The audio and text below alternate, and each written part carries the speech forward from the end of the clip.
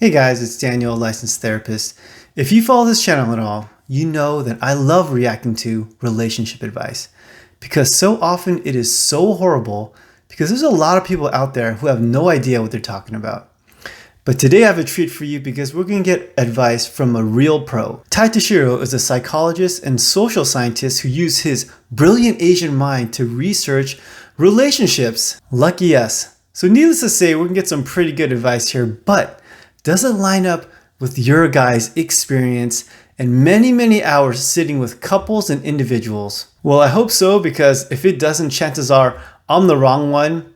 But let's see. Let's get into this clip. So what psychological researchers find is that when they look at how people choose mates, a lot of times people wish for everything, and then they end up getting very little of what's actually important to them. And so people want to prioritize their most important things, the most important traits that they want in a partner. It's only about 3 wishes that you get, and we use that number because with each wish for a trait that you make in a partner, you get rid of a certain amount of the population that meet that criteria, and so you want to be careful. I'll give you an example. Let's say that there's a room of 100 eligible bachelors, and we have one person selecting among those 100 eligible bachelors. Let's say that person wants a man who's tall, and to them that's 6 foot or taller. That would mean that 80 of those 100 men would walk out of the room at that point, because only 20% of men are 6 foot or taller. Now let's say they want someone who's a Democrat or a Republican who matches in political belief. That's only about 1/3 of people in the US for either party. So now you lose 16 more of the remaining 20. You can easily imagine how a 3rd wish would quickly take you down to only 1 partner, or actually 0 out of a possible 100. People want to be very careful about what it is they're selecting. And this actually has a really easy real-world application, because in online dating there's filters, and you can filter out people based on certain traits. And I think sometimes people look at those as preferences rather than absolute rule-out criteria, and that's what's happening. So when you say you want someone of a certain height, or of a certain religion, or a certain political belief, that means that you get rid of all kinds of people that might have had other good traits that would actually be really valuable. So 3 traits? That's it?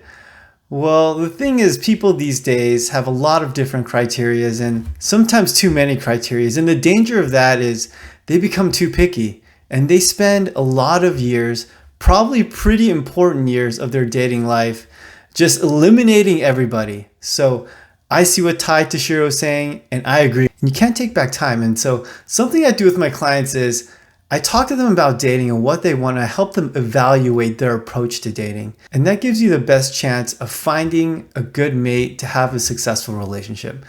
Because I gotta say, if you only have 3, that's a pretty slim margin. I mean, it's not like you have 3 bullets to hit 1 target.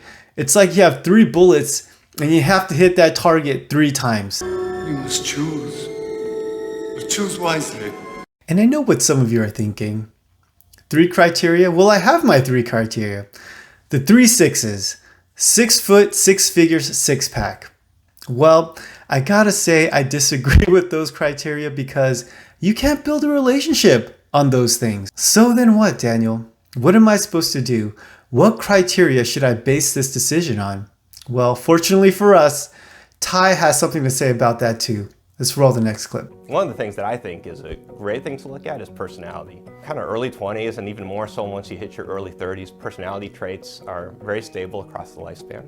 And personality traits are also strongly predictive of marital satisfaction and marital stability. If I were choosing a partner based on traits, and there's dozens of personality traits, I would say emotional stability is the #1 thing to choose on. And that might sound like common sense. It's a very powerful variable. Someone who's moody, kind of negatively oriented towards the world, of course, that doesn't make for a great relationship partner. And when it comes to marital stability, people who are neurotic or married to someone who's neurotic, they don't last as long, which is probably no surprise. Boom. There it is. I always tell people, and I've said on this channel over and over, the #1 criteria you should look for in a potential mate is emotional health. And here Tai says emotional stability, but it's pretty much the same thing. So phew, Tai confirms it. I'm in the clear here. But I get a lot of comments asking, Daniel, what does emotional health and emotional stability really mean? Well, I could talk for hours about that, but I think it'd be easier and more simpler if we could just break it down into 3 characteristics. #1 is a good self-identity. somebody that sees themselves as valuable. And these people typically have good self-esteem.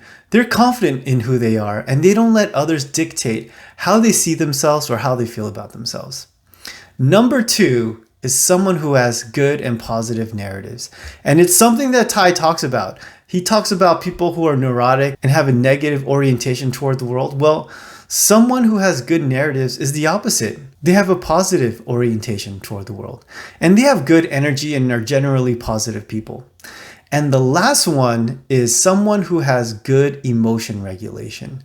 Someone who could regulate their emotion, doesn't fly off the handle anytime something goes wrong. Someone who doesn't have an anger problem. You guys know what I'm talking about. So those are the 3 things that I would look for that would indicate what is good emotional health. I think another trait that's great is kindness, or what psychologists call agreeableness. And it's easy to overlook people who are nice. And in fact, sometimes the nice guy or the nice gal, they get a bad rap in dating. If people say, hey, I thought your partner was nice, it's almost looked at as an insult sometimes, like, well, that's it. I would say that's actually great because it's one of the strong predictors of relationship satisfaction, stability. Partners who are kind, they care more about your perspective. They're more likely to understand your perspective.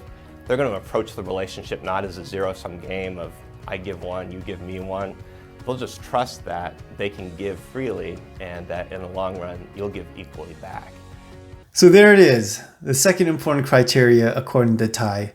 And I know some of you are thinking, are you kidding me?